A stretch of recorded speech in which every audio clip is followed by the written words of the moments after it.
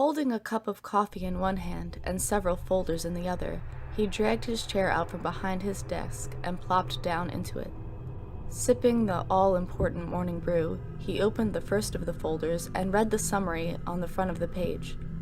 It was a minor matter, but something he'd need to deal with eventually. Some things just couldn't be delegated to subordinates. Glancing over at the ornate clock on his large oaken desk, he shook his head at the time, 7 a.m., a later start than he would have liked. He'd probably have to work until midnight again. "Oh, hey," she said sleepily. "You're here." He looked up. She lay on one of the two fine couches that adorned the office. Stretching, she yawned and rubbed her eyes. "Damn, what time is it?"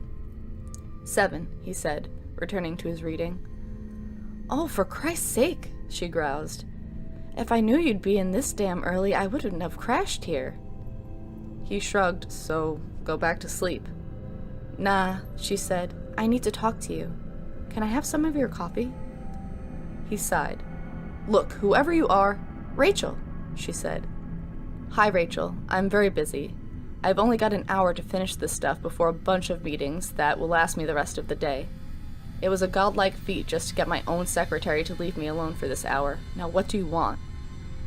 "Well, that's kind of complicated," she said, sitting in a chair across the desk from him. "I think we can help each other." "Oh, really? What's a teenager gonna do for me?" "I'm 23. Good for you." She leaned back, putting her feet up on the desk. "Thing is, I have a superpower." "This desk is an antique," he said. "Oh, I know what you're thinking. I'm just some crazy girl off the street, but I really do have a power, or something. Don't know what to call it. Seriously, it's like 100 years old. Get your feet off of it."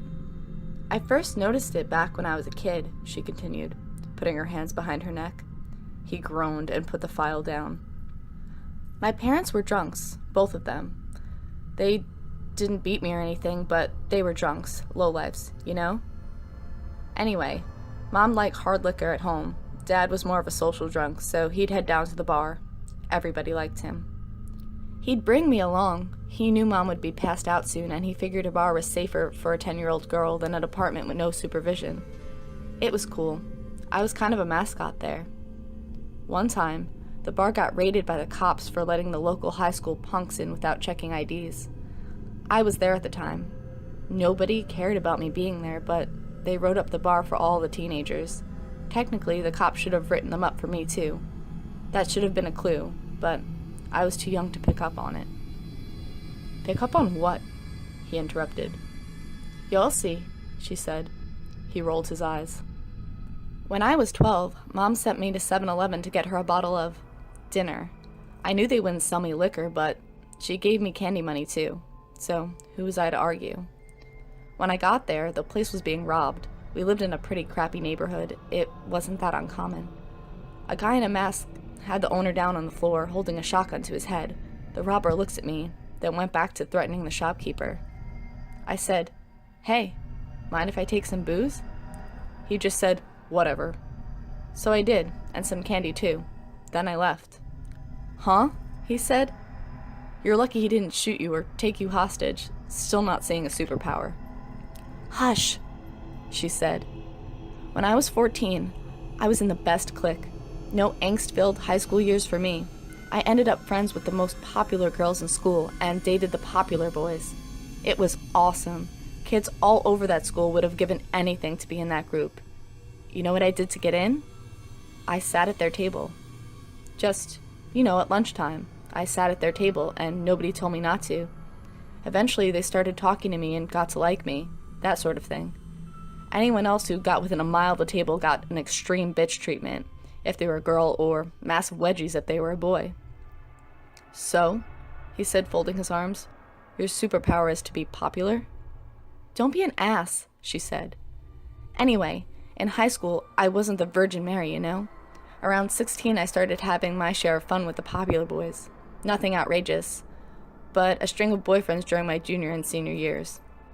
One time, I was with my boyfriend and his mom came home unexpectedly.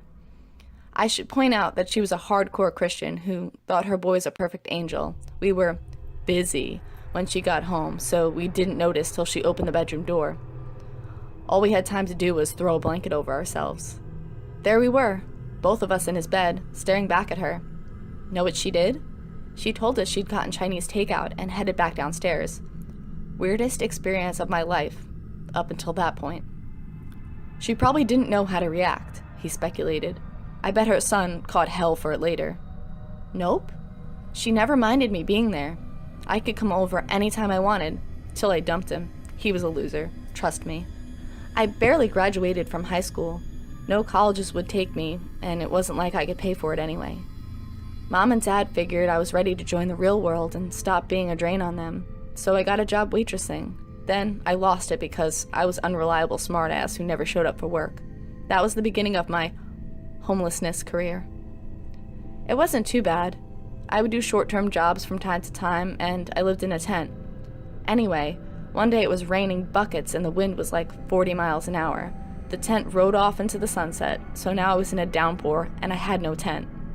I decided I was going to get out of the damn rain no matter what. I'd break into the first house I saw and surrender to whoever was in it. I'd be out of the rain right away, and then the cops would come take me to a nice dry cell.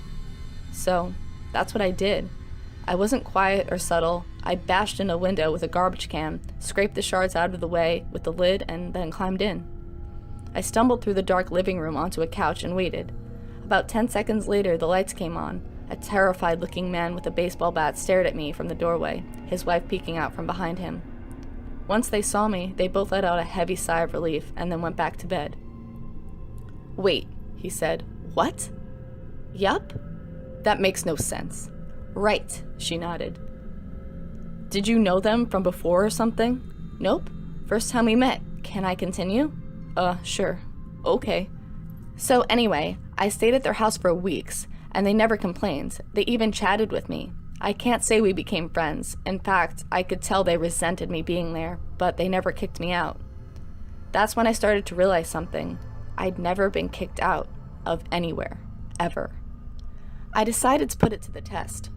Something small to start with. I went to a bank. There was a line.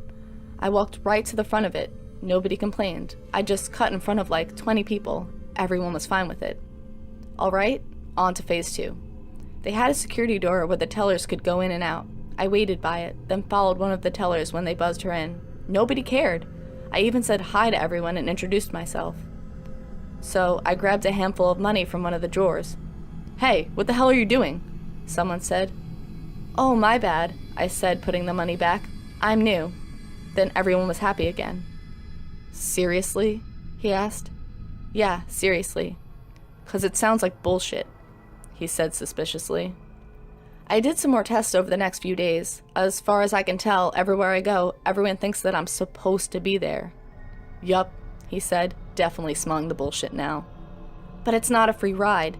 People think I'm supposed to be there, but I can only get away with doing things they expect. I stole some drugs from a pharmacy just to see if I could.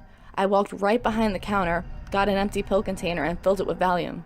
The pharmacist didn't give me a second look. People who are supposed to be there are expected to fill pill bottles. But people at a bank are not expected to grab handfuls of cash. See? See? No. Smell? Yes. I figure I could work for you. See what I did there? He pointed out. I was talking about smelling the bullshit. I need money. Give me a job with a good salary. I'll spy for you. On who? Whoever you want. I'm sure you've got all kinds of people you'd like to spy on. I could just go wherever they are and sit quietly, maybe take notes. Whatever you want. He sighed.